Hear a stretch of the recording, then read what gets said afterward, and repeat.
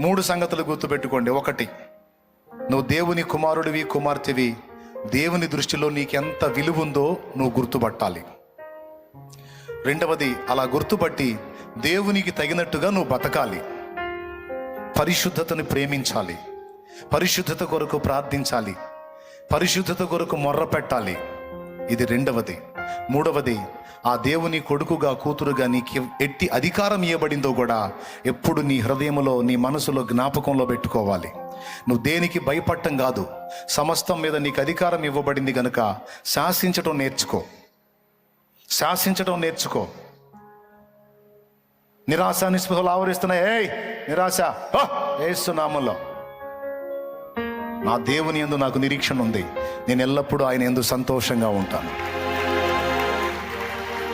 ఏ రోగమా widow, యేసు నామములో ఆజ్ఞాపిస్తున్నా, విడా.